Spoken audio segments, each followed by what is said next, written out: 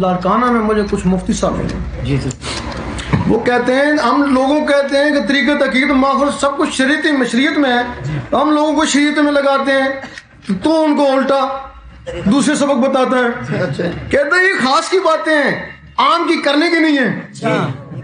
بات بھی صحیح ہے، لیکن ہم نے تجربہ کیا نا کہ وہ جو خاص ہیں وہ بھی عام ہو گئے نا، اب عاموں میں آپ کو خاص ملتے ہیں نا۔ اگر وہ خاص کی تلاش میں ہو تو ہمیں کیا کہنے کی ضرورت ہے؟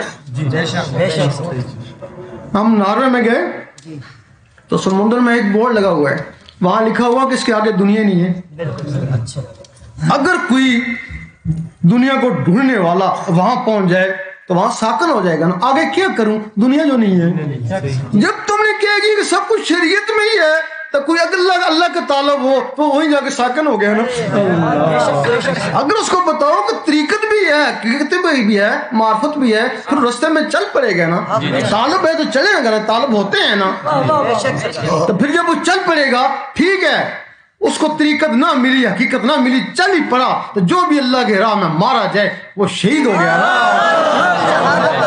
بھائی، اس کی تلاش میں نکلا نا، جہاں بھی مار گیا شہیدوں میں تو گیا نا۔ اب اس کی اجازت بھی ہوتی ہے۔ بہت سے لوگ اللہ سے ڈرتے ہیں، کیوں ڈرتے ہیں؟ جلالی ہے، اللہ تعالیٰ نے پہاڑوں پہ اتارنا چاہا، انہوں نے انکار کر دیا، انسان کے دل نے اس کو قبول کیا۔ یہ شخص جلالی ہے، آگ جلالی ہے، ہر آدمی اسے ڈرتا ہے، اس کے بغیر گزارا بھی کوئی نہیں، ہر گھر میں جلتی ہے۔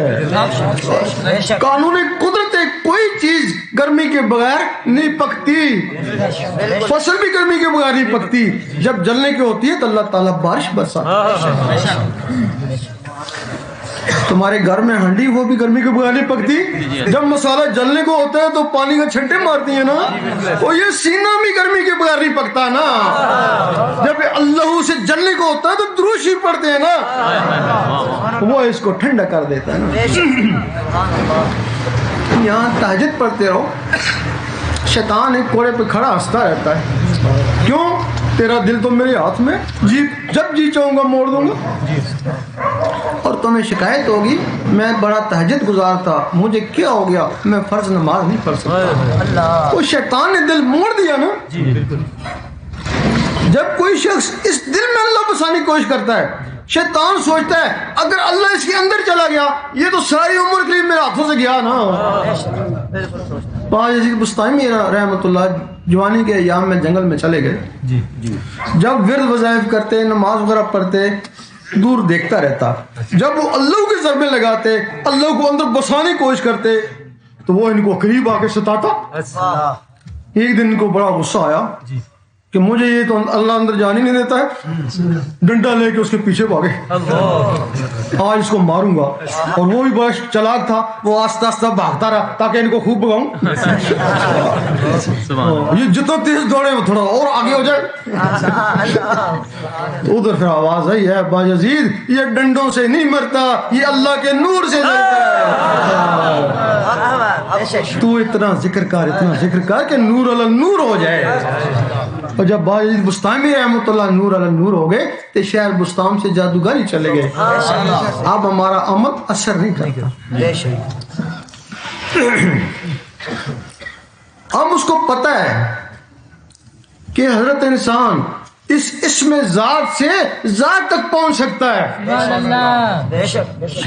کوئی لوگ ہیں جو اللہ اللہ کرتے ہیں، ان کے دلوں پہ اللہ نقش ہو جاتا ہے، قرآن مجید فرماتا ہے ان کے دلوں پہ ایمان لکھ دیا، بس یہ ایمان ہے ان کے لیے، یہ اللہ والے ہو گئے۔ کچھ لوگ ایسے ہیں جو اللہ اللہ کرتے ہیں تو ان کے سینے پہ حضور پاک کا روزہ مبارک آ جاتا ہے، وہ خدا بھی نہیں جدا بھی نہیں، پھر وہ کہیں بھی ہے مدینے میں۔ کچھ لوگ ایسے ہیں کہ اللہ کا ذکر کرتے ہیں کہ ان کے دلوں پہ کھانا کب آ جاتا ہے۔ جب مجدد صاحب نے ایک دفعہ دیکھا کھانا کب آیا تو دیکھا باطنی مخلوق جن فرشتے ان کو سجدہ کریں، بڑے پریشان ہوئے، کہیں استدراج تو نہیں ہو گیا؟ انسان کو سجدہ جائز ہی نہیں ہے، یہ مجھے سجدہ کیوں کر رہے ہیں؟ آواز ہے گھبراؤ نہیں، تمہیں سجدہ نہیں کر رہے، وہ جب تمہارے اندر خانہ کعبہ بس کہیے اس کو سجدہ۔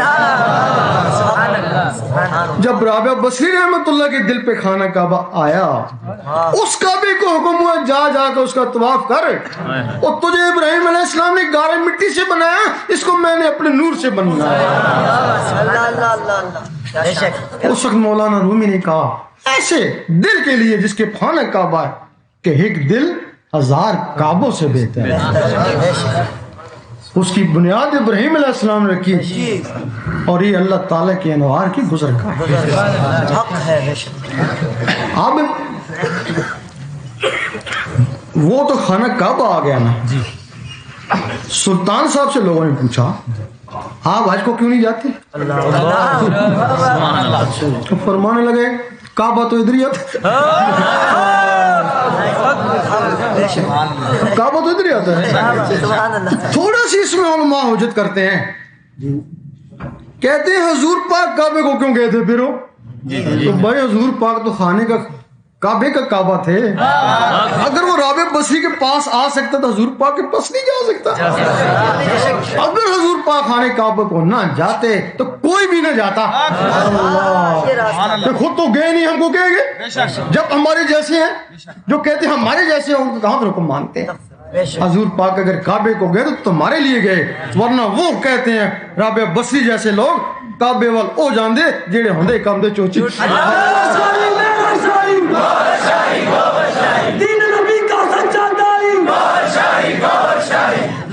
وہ شاہ منصور کے وہ چولی پہ چڑھ گئے، وہ کہتے تھے تو اس کعبے میں کیوں جاتا ہے؟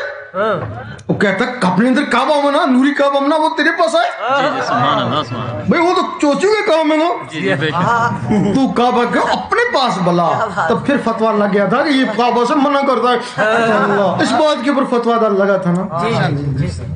تب پھر اب تو یہ ہو گیا نا جن میں خانہ کعبہ ہو گیا، تو پھر ایک وہ ہو گیا جس میں اللہ کا نقشہ آ گیا،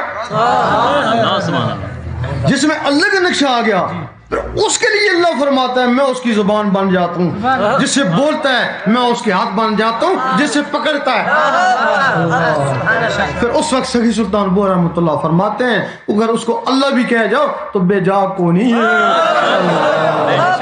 اگر اس کو اللہ بھی اس کو کہہ جائے پھر بے جا کو نہیں ہے۔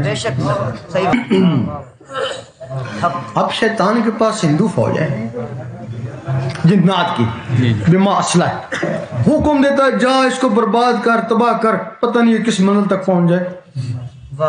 تمہارے پاس ایک جن نہیں ہے جو اس کا مقابلہ کر، وہ شیطانی فوج تمہارے پہ ٹوٹ پڑے گی تمہیں روکنے کے لیے۔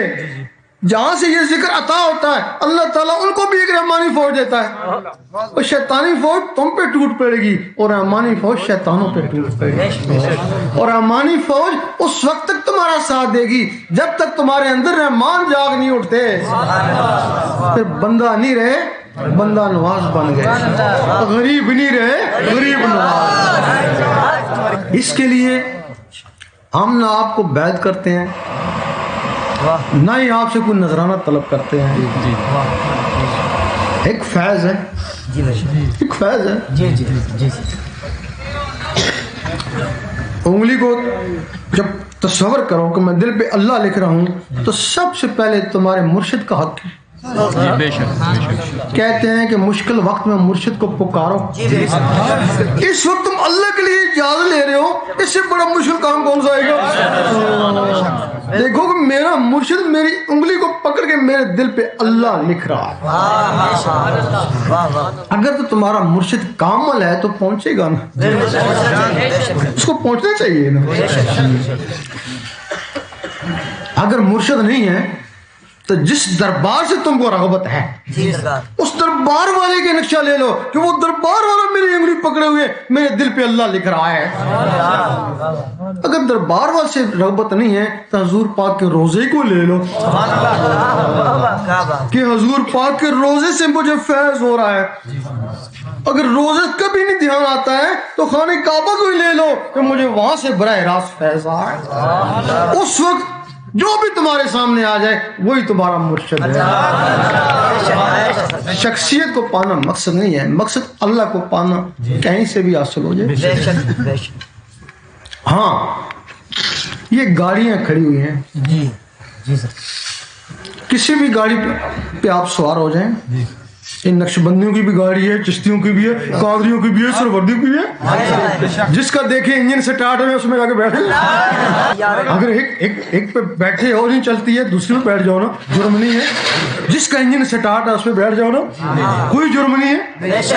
لیکن اگر چلتی گاڑی ہے اس میں بیٹھ گئی وہ چل رہی ہے تو پھر اگر تم اترنا چاہتے ہو تو پھر زخمی ہوگا نا، پھر نہ تم ادھر کے نہ ادھر کے۔ اگر تمہارے اندر یہ قلب کا فیض جاری ہے تو پھر تم کو مبارکی ہے، پھر اجازت کی کوئی ضرورت نہیں ہے۔ اگر قلب کا فیض جاری نہیں ہے پھر کہیں سے بھی بیعت ہو، پھر ہم جانے اور وہ جانے، پھر کہیں سے بھی بیعت ہو یا نہیں ہو، ہم تمہارا اس وقت تک ساتھ دیں گے جب تک تم روشن ضمیر